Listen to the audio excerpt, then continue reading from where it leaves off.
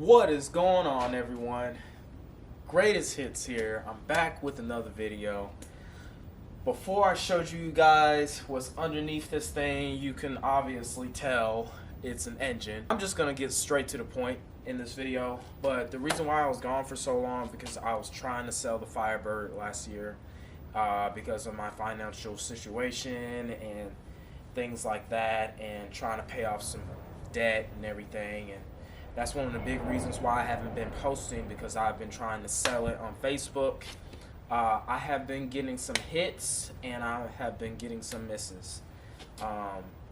But for the most part, misses, because, you know, these people out here are cheap and they don't want to spend good money on a car. So I decided to keep Rocket Bird for a lot of reasons. I would regret it if I sold Rocket Bird. I call my Firebird Rocket Bird, in case if y'all didn't know. Yeah, I love the car. I love everything about it. I have a new wrap on the car. It got the big blue bird and the wings on the side of the car. It's not perfect, but it's nice looking, very nice looking. But eventually it's going to need a paint job, and I'm going to have to redo that decal, but that's how I want it for right now. But one of the main reasons why I kept the car is because I kept the promise to one of my best friends that passed away back in March of 2022. His name was Chase Morris. He was a previous owner of that car, and you know, I want to say a month before his passing in a motorcycle accident, he was like, hey, you know, you've been talking about you wanted to get rid of the car, and I really don't want you to. I want you to keep the car because I know that you take care of it, you love the car, and you have big plans for it, and you thinking about putting nitrous to the car. And I was just like, yeah, maybe one day I will end up doing that. It's just, you know, I'm not rich. I don't have all this abundance amount of money to throw into this car, and you know, racing and building a car is a money pit. But if you love doing it, you're gonna do it forever, and the money doesn't really matter. But it kind of matters in my situation, so I'm gonna have to figure that out. But I decided to keep the car. I made that final decision before Christmas to keep the car because I just haven't been having good luck with getting rid of the car in the first place. It's like I was destined to own this car and keep it forever, which that was my original plan. But I tried, and it is what it is. So I've been talking to my dad, and he has a Firebird. It's a V6 3.8 liter, and it's jet black. It looks nice inside and out, completely stock, other than some suspension parts that I installed for him. And he really wants a V8 really bad.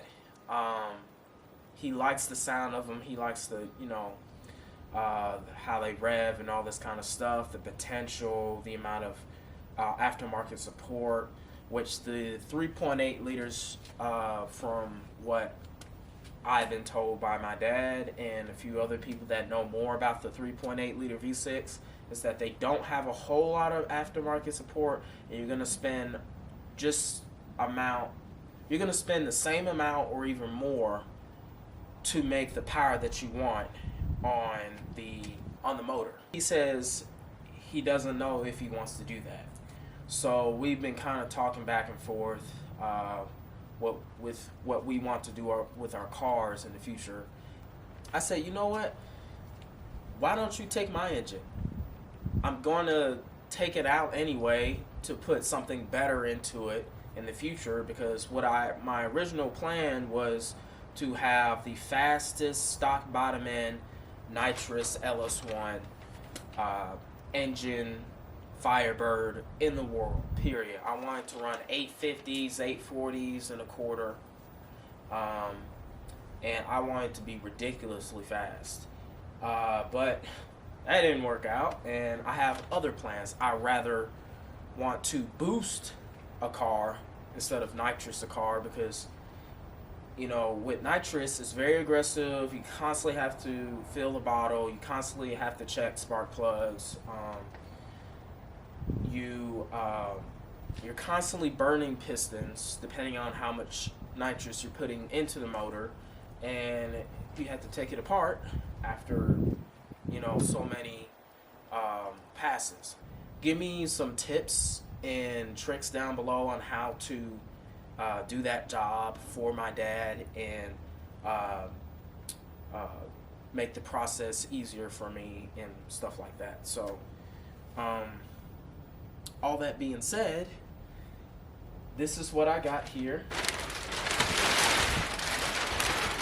It's already kind of apart already, so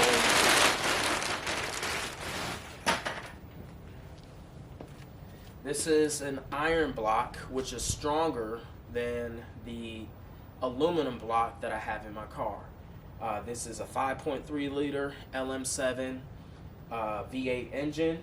It's dirty, it's nasty, it's cruddy, but it's a LS. They leak all the time whenever you're not taking care of it, and but when you do, they're freaking stout and they're very reliable, even in this condition. But we're gonna get it all cleaned up and squared away and back together and running. So, other than that, so this came out of a 2001 Chevrolet Tahoe with 196,000 miles on it. I don't know the condition of it, other than the fact that the guy told me that it has a spun bearing or something in it. It's knocking, so it could be something small or it could be something big. So we're gonna tear it down and we're gonna show you guys what it all looks like, and yeah, this is my first engine that I've ever bought in my entire life, and this is my dream, to tear down an engine like this and get it all cleaned up and rebuilt, and it's still gonna be stock bottom end. I'm still gonna have the stock pistons, stock cranks, stock rods, stuff like that. But I'm gonna port the cylinder heads, get different cylinder heads too, because it's an 862 head and they don't flow that well. And from what I've heard, it's not really worth spending the money on porting these and stuff. But yeah. What else? I got a lot to say, guys. I got a lot to say because I've been gone for a while. What else? Oh, I paid $450 for this full engine. The only thing that it didn't have is the alternator, the starter, some pulleys. I have two pulleys. I had the mounting bracket for the alternator, but not the actual alternator itself, but I am going to use that. I had the manifold, which I'm going to use the manifold, and I'm going to cut into the cowl and into the towards the firewall of my Firebird, because I know this is not going to fit right off the bat. Yeah, so this is it, guys. I can't wait to tear it down. I'm going to do this now because I just can't wait, like, at all. I'm ready to get started on this thing. This plate right here, I bought this from Summit Racing. This is for a Gen 4, but it can work for a Gen 3 block like this. It's just you gotta take off the cam sensor, and you gotta take off the oil pressure sensor. It works for Gen 3 and Gen 4 iron blocks and aluminum blocks. They're essentially the same. Yeah. So I think I covered everything. I hope you guys follow me on this huge journey. This is going to be a huge learning curve for me, and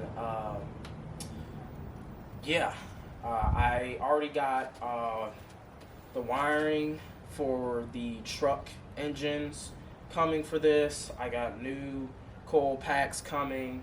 I'm gonna get an alternator for this. And what else? I got the ECU. It came in yesterday, so I got that already. We're gonna use stock wiring and stock ECU stuff because Holley is insanely expensive. Like, it's insanely expensive. I'm not doing it. I'm not. This is gonna be a budget build, obviously, because not everybody is rich and have a ton of money to pour into these race cars.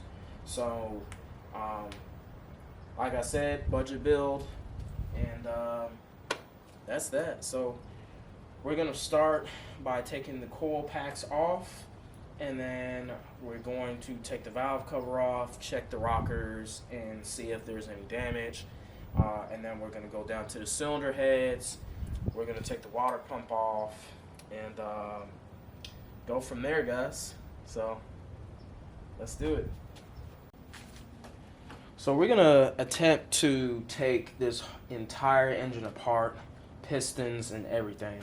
If not, I'm going to turn this into, well, it's gonna turn into a part video. So part 1, part 2, part 3, stuff like that. But we're gonna attempt to just tear everything down.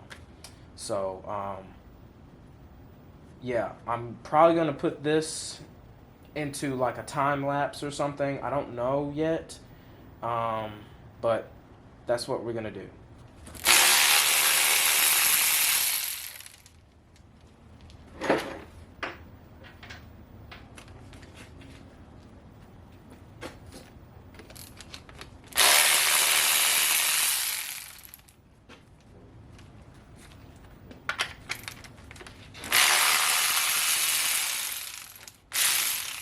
This engine, it smells horrible. It is disgusting.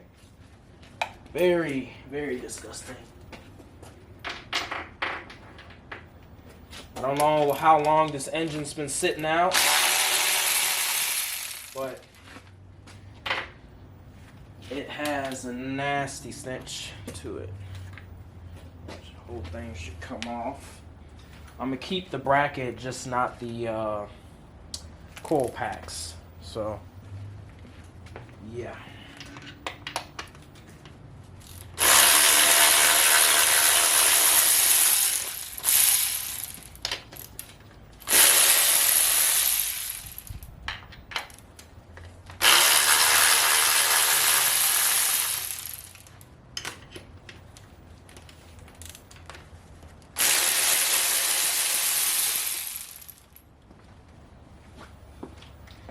Don't have too much space in this garage, so I might be tripping over things. Don't bother to ask if I'm okay, because I am. It's just a lot going on around here. I'm missing a bolt somewhere over here. Oh, there it is, I think. Nope, that's the wrong thing. Thought that was it.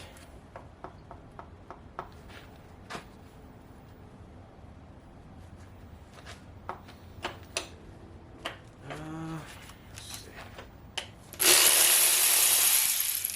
Take this off. It's just, there we go. It's underneath that bracket.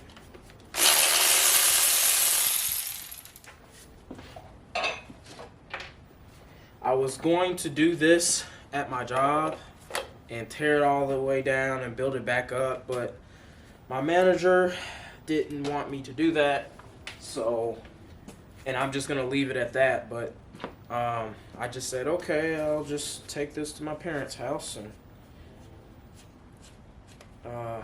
work on it in the garage. So that's what I'm doing right now.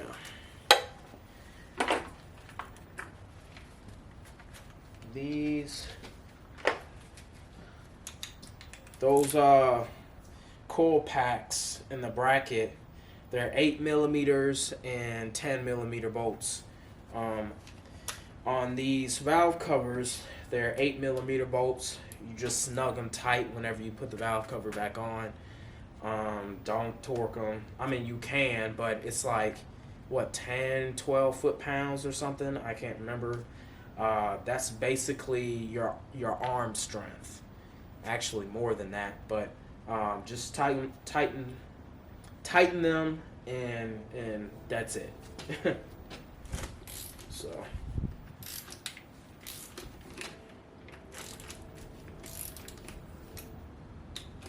And hopefully y'all can see this pretty well.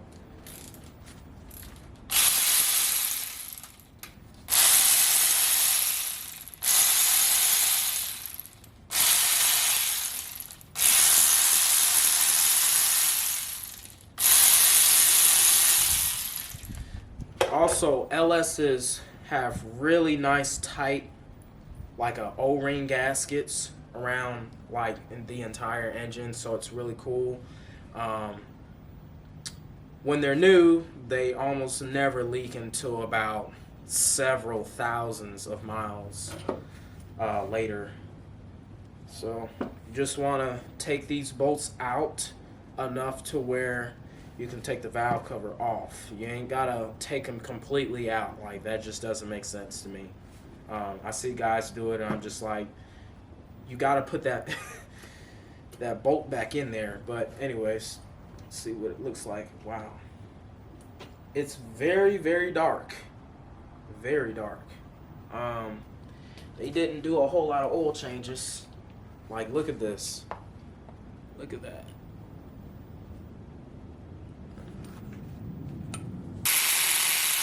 Somebody didn't change their oil on time like they're supposed to. They probably changed it every 500 to 1,000 miles over the limit. On higher mileage engines, it's 3,000 miles limit. And on like newer engines that have less than 100,000 miles, or at least less than 80,000 miles, is 5,000. Sometimes they can go higher, but like, I don't chance that, because once engine oil gets old, it starts to burn away on the valve train and on the pistons and everything like that, and you start to have less oil in your engine, and your engine is starving from the fact that your oil is getting old and it's breaking down, and it's like, it's almost vaporizing away from the heat of the valve train and everything like that. So I'm not a master mechanic. I'm not an engine master, which I would like to be, but I'm not. And I don't know everything, but like I said, this is going to be a learning curve. It's going to be something that I'm going to learn a lot. And if I don't know something, please comment down below and correct me on it, because I may be wrong.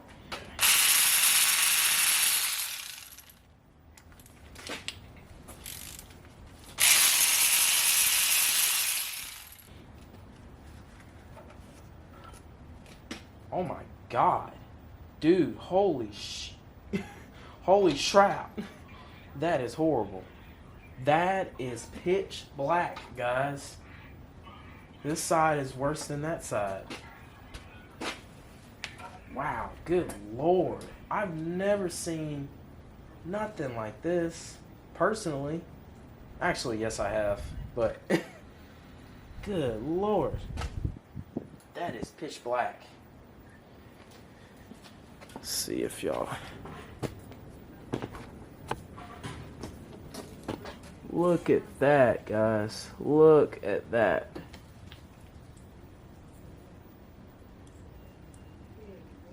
That looks like charcoal. Yeah. This is the passenger side. It looks a lot better than the driver's side. Take this valve train off. And when you loosen the bolt, the rocker will start coming up to the top. And when you do it on all of these rocker arms here, the spring relieves tension, and all the valves will sit back up into the cylinder head. So, in case if you didn't know that, so that one. Wow, these are on tight, but they're supposed to be. So.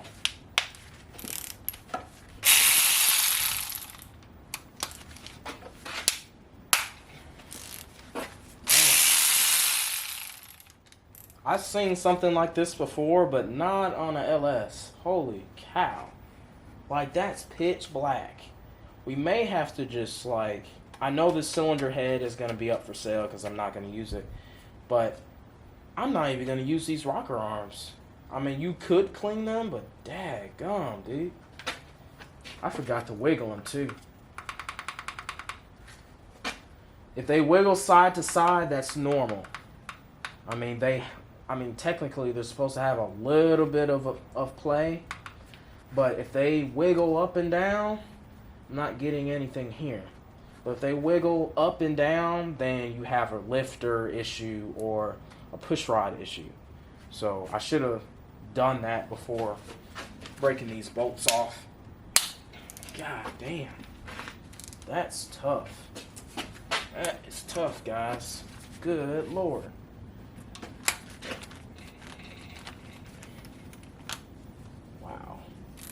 We'll come back to that later. We're going to put some WD-40 on it. Just right here. Kind of loosen that bolt up.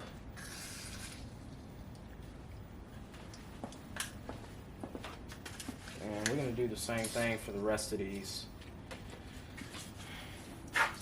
Because we need these rockers off to take the cylinder heads off.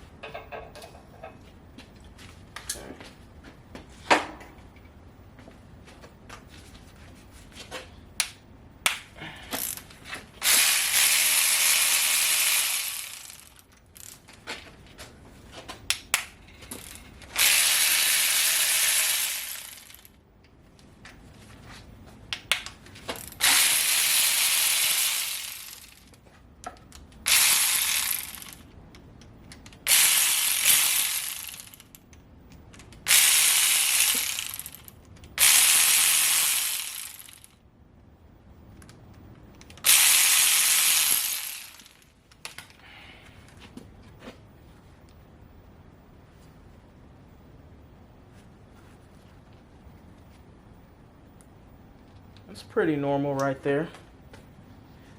That's, if y'all can see that right there. That's normal wear right there. If it has like a huge gouge in that hole or like around the hole, then you know that's a problem. But that's pretty normal right there.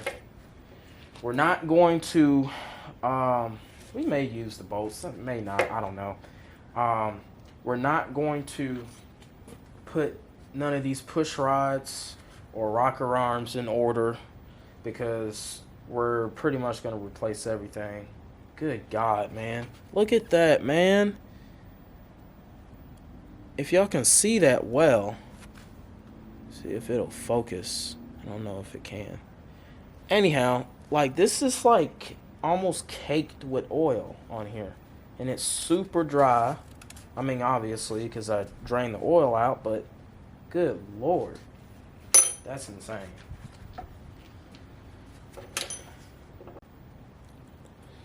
Alright, I bought this tray here from Summit Racing.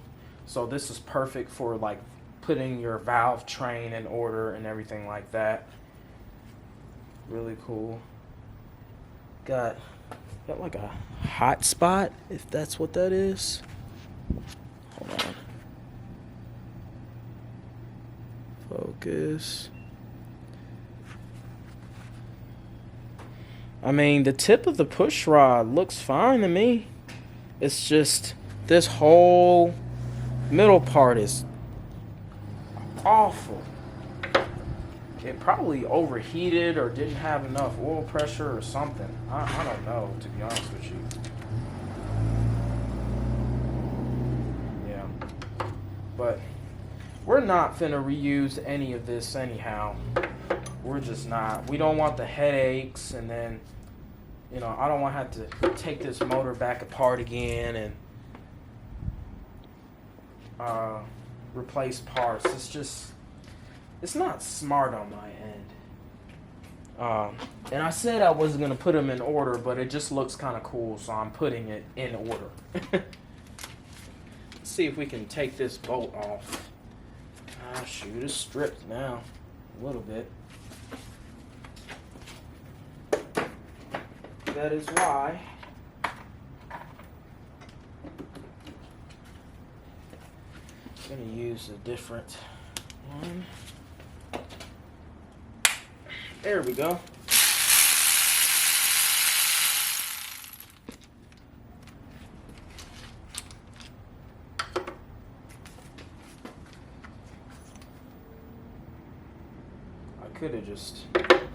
I could have just lifted this whole thing, but like I said, I'm just kind of really doing what I want, I guess.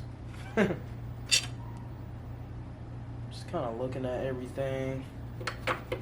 It's still important to look at your valve train to see if there's any wear, because if you do have like wear on your valve train, like something's gouged out or some metal shavings have been broken off or anything like that, you most likely have metal in the engine. But this engine's going to be rebuilt. I might just like hone it and get it really cleaned up from a machine shop. Yeah. All of these are awful. I might reuse this tray here. I'm trying to reuse a lot of my parts. That way I don't have to spend $1 billion to get it back running again. Let's start over here.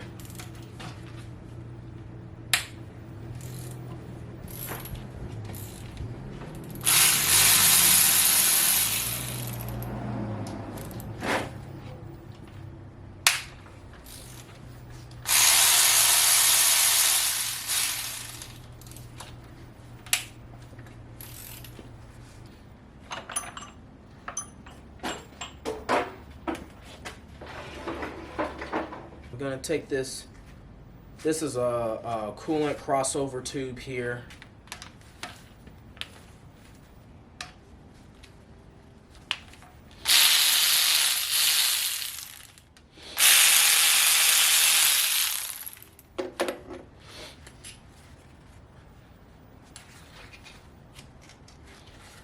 How much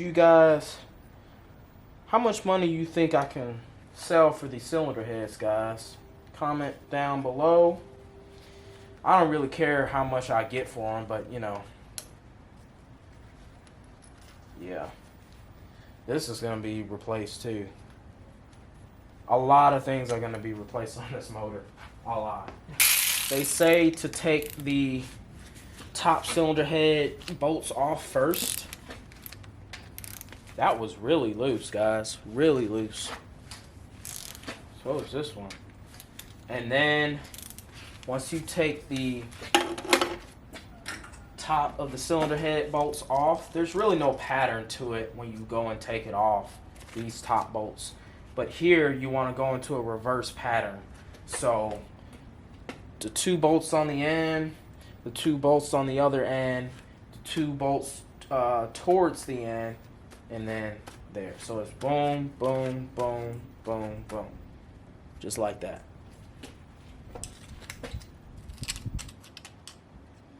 And this is going to be a long video too. It's probably going to be like 30-40 minutes or something like that. Just trying to get some of this crud off so I can place my socket and electric ratchet onto the bolt.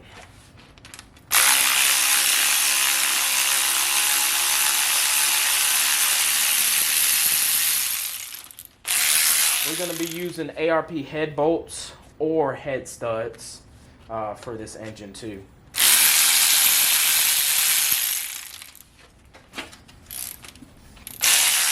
Because these bolts are torque to yield.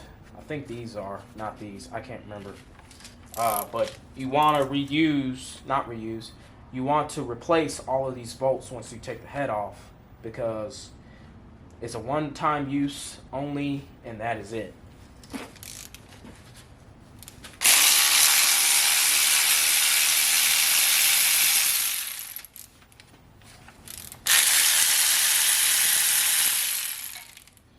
And obviously take this off because it's in the way.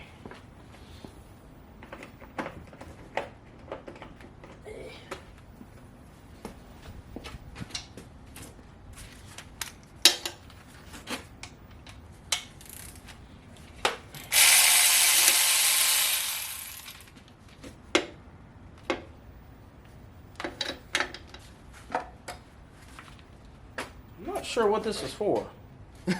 I really don't. Like, whatever. Keep that bolt.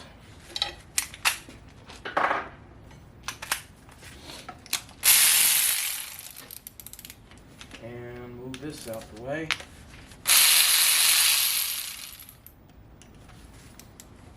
These are, it's not really a crossover.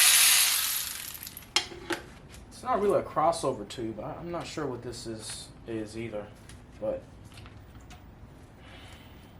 gets to block off some something. I don't know, but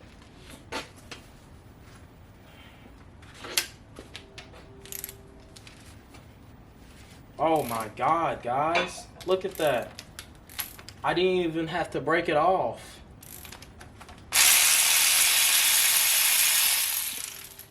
The reason why I'm so surprised by this is because cylinder head bolts are supposed to be torqued down good and tight.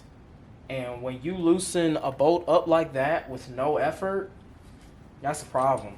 Because you want the cylinder head to sit flat and even and sealed onto the block. That way you don't have any coolant leaks or vacuum leaks or anything like that.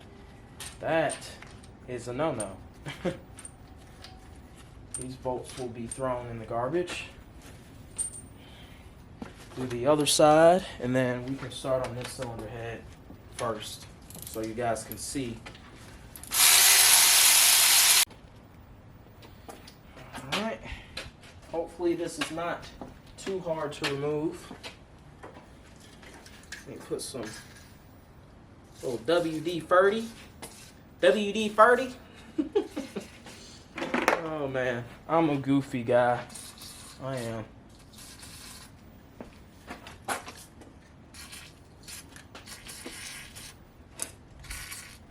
They're probably gonna come off anyway, but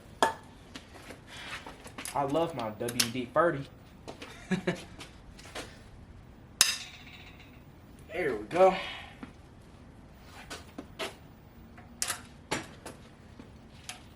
Probably should have started on the outside bolt first, but that's alright. God damn.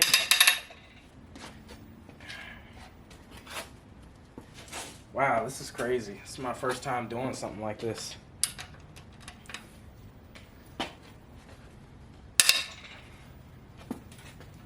break them off with a breaker bar instead of an impact, because I see some people do that, and that's how you break your bolt. And guess what? You either need a new engine, or you got to take the rest of the bolts off and take the cylinder head out and weld another bolt or something to the existing bolt and take some vice grips or something and then twist it out that way, depending on your situation. I never do that. I never want to do that. I always take them off with the breaker bar. That way I have no problems. And this right here needs to be moved. So let me do that real quick. I believe it was a 15 or something. Nope. Looks like a 20. I can't remember. I got vice grips, girl.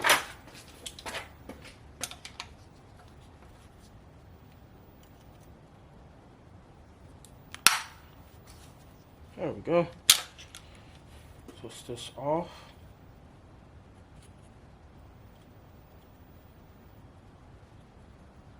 Man, I can't wait to install this engine into the Firebird because it's going to be insane. It is going to be insane. So, we'll start on this side next.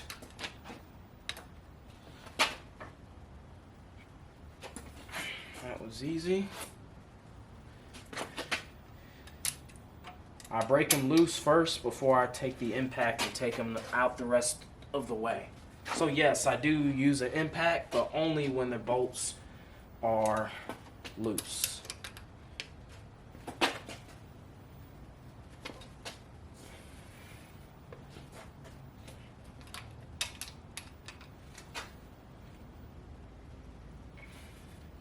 You know the bolt is tight as hell when the engine moves.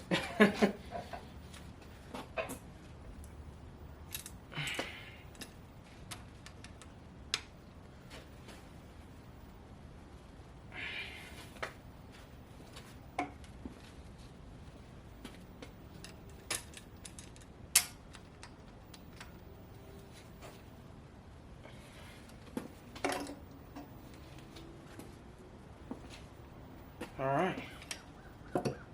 See how loose that is now? It's moving up and down.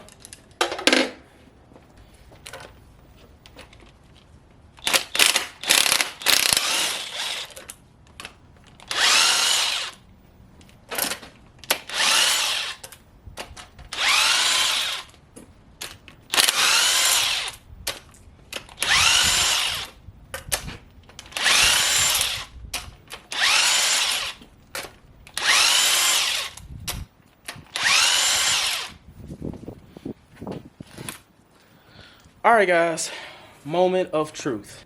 Oh, this is gonna be so cool just lifting the head off like that. Oh my god.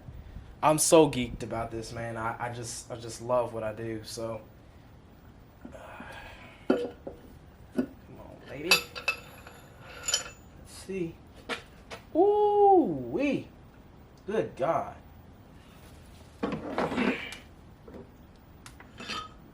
Yeah, that is disgusting. Wow, look at that, guys. Look at that. That is nasty. Man, good Lord. Man, it's dirty as hell. Off. This is the cylinder head gasket. Man, yeah, this thing definitely overheated. Look at this. This is a blown head gasket. Like that piece right there, sorry, here and then there, supposed to be closed off. There's a hole in both of those. That is disgusting. We should be able to fix this, but we'll see. And note to self, iron blocks do rust over time if there's water sitting into the block. Unless if it's like a running engine, I mean, that's fine. But aluminum blocks do not rust. They may have surface rust on them, but you can clean them off pretty easy. So that water in there was from me just cleaning the outside of the block, and the ports over here were open. I didn't have those ports closed off, so that's how water got in there. Yeah, guys, that's pretty disgusting. Turn this motor over just to kind of see more of what's going on here.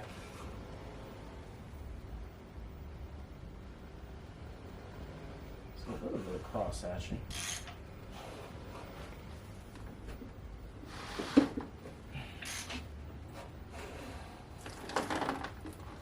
There you go.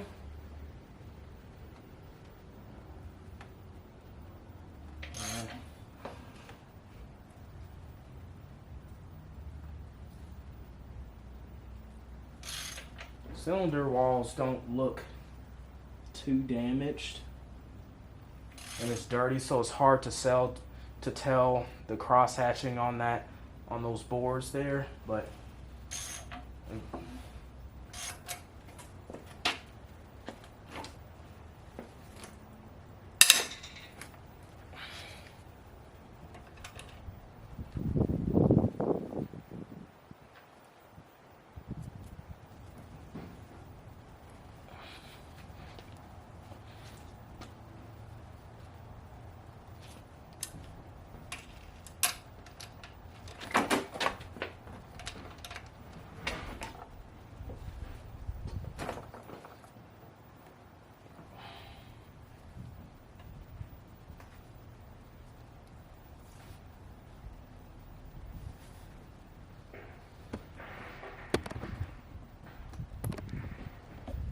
sorry guys, I keep adjusting the camera because it's not showing the whole cylinder head.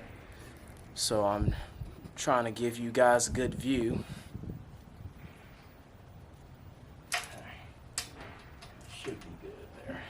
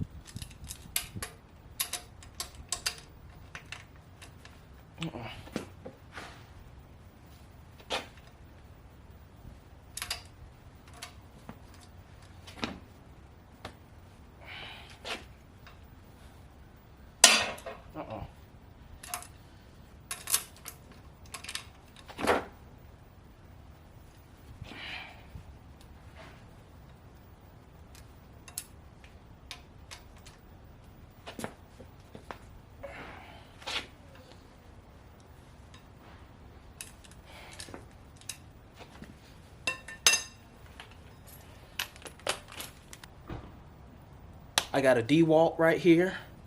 It's not a Milwaukee. DeWalt is almost just as good, maybe not as powerful. So don't come at me in the comments.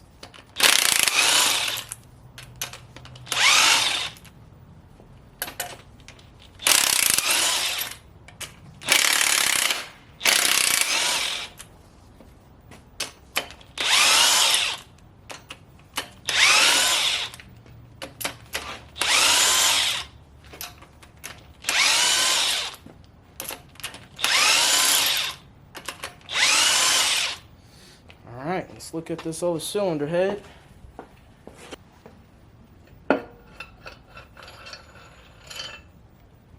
Okay.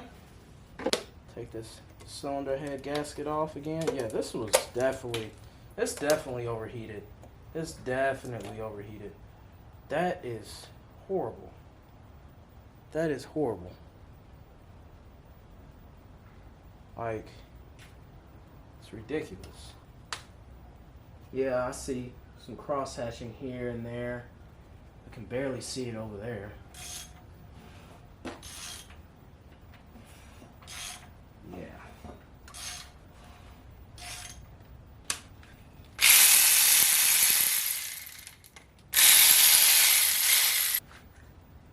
Of course, the lifters are sitting in there. Usually when you take this tray out, the lifters come out with it, but sometimes they don't. So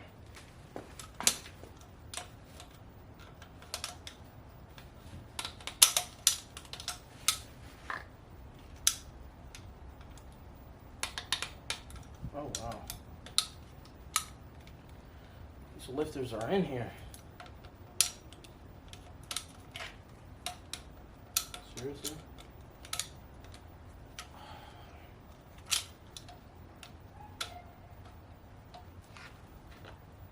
Trying not to yank it out. There we go. Oh, wow. That is really, really good, guys. Please focus. That lifter looks perfect. Tell me if I'm wrong. That lifter looks awesome. Like, still rolls too. Wow. This is perfect right here. The sun, passenger side, so here. This other one though is being a pain in the ass. It's being a pain in the butt. I would take it out with a magnet, but it may not pull this thing out. So I'm just gonna ignore that one. Okay. Golly. These things are stuck in here.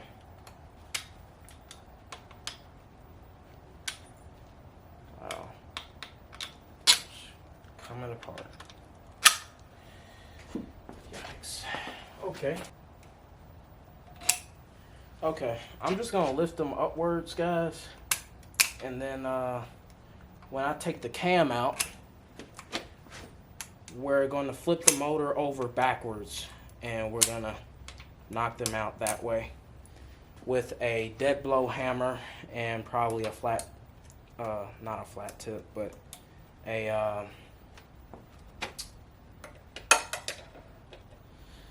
an extension. So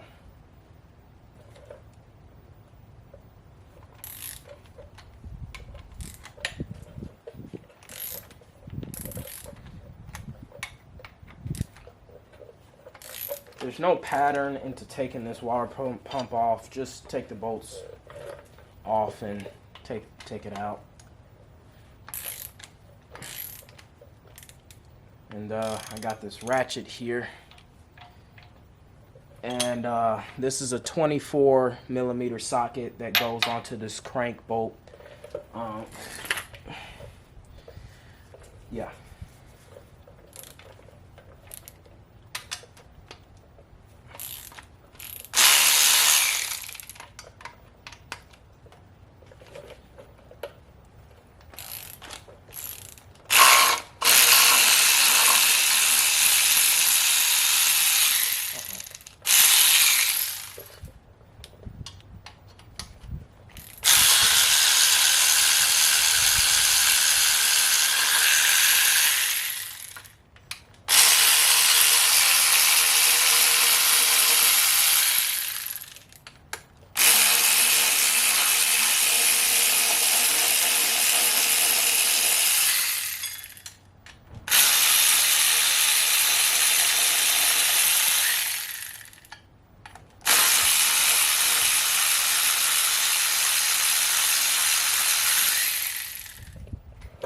We're going to keep these bolts here, clean them up and reuse them.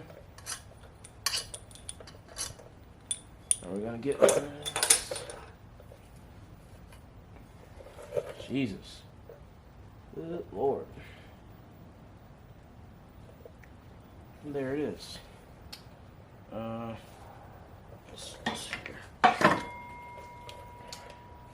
This may be down here. This may be a punk to try and get loose. I got a tool to hold the flex plate in the back of the engine together. That way it doesn't spin with the crankshaft and this harmonic balancer. Basically what the harmonic balancer does, it dampens the vibration of the crankshaft spinning when you're driving the car and the motor's running. That way it doesn't actually hurt itself and end up destroying things, you know, in the engine.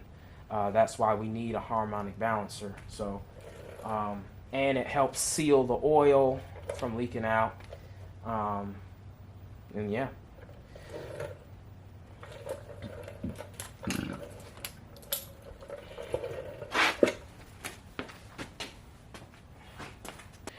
Here's the flex plate here and the teeth. And this flex plate actually moves a gear inside the starter. And the starter sits right underneath here. And when you go and start the vehicle, it sends voltage to the starter and opens the gear up and turn this flex plate and turning over the engine. And once it starts up, the gear goes back into the starter, and that's it. So just wanted to explain to you guys what the starter does.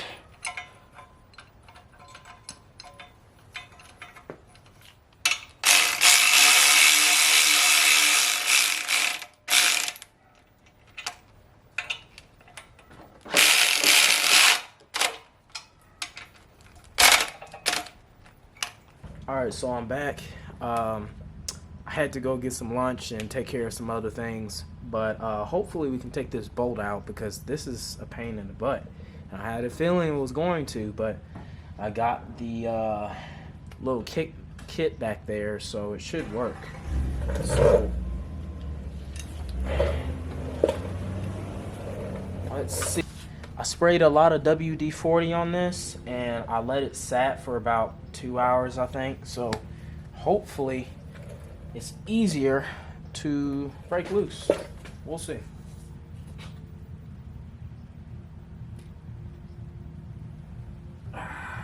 There we go. There we go. That's what I'm looking for. I gotta get my harmonic balancer tool, take it off. And there's claws that go in here, and those claws have to go over these I don't even know what they're called, man. I keep forgetting what they're called. They're probably rivets or something.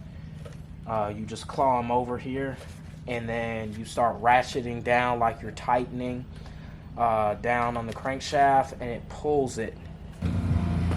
Take this rod here and this bolt here, place it onto the tool, thread it in, make sure that you have the claws on here. Take a 19mm socket, short socket or deep well, whichever one you want, and ratchet it off. And I can see it coming off already.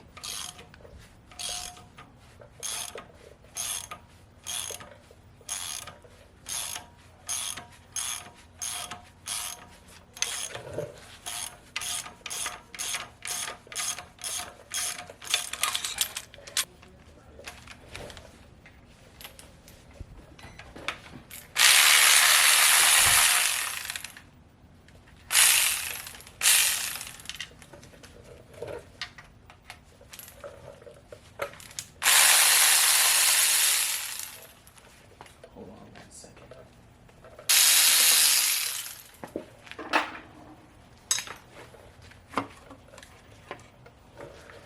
And yeah, it's just so black up in here, guys. So black. Like blacker than me, literally. Alright, we got the engine flipped over. And we're gonna go ahead and take this oil pan off. 10mm bolts.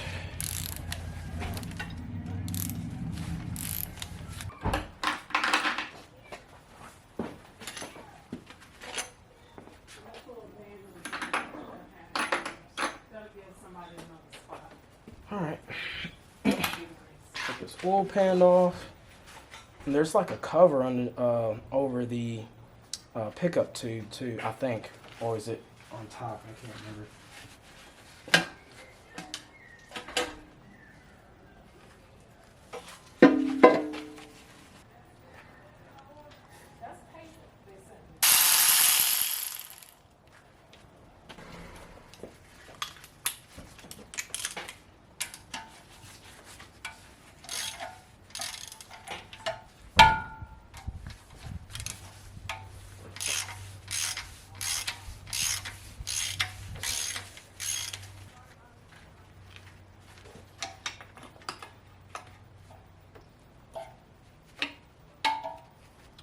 Here's the O-ring here that fits onto this pickup tube and goes into the pump.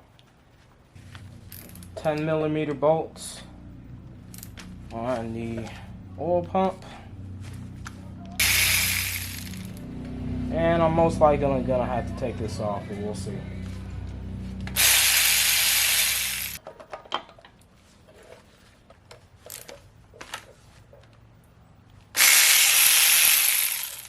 We're most likely gonna reuse these bolts, but we'll see.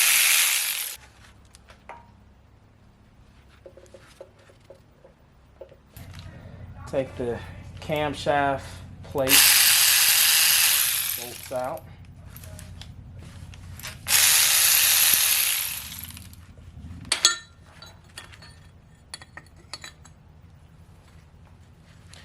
Do not reuse this.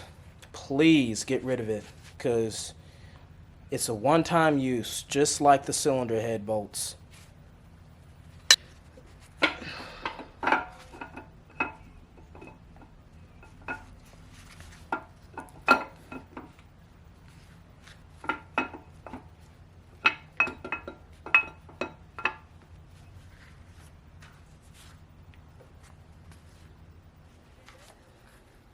This cam looks alright.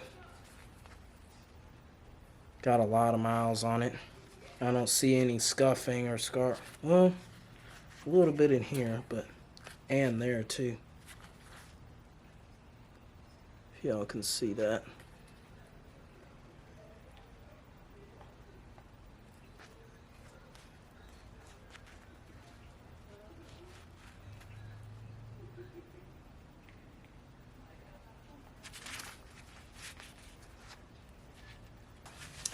And that's pretty much it for this video, guys. This video is going to be pretty long. It may be an hour, but I'm going to try and cut it down to about 45 minutes. But we'll see. I doubt it.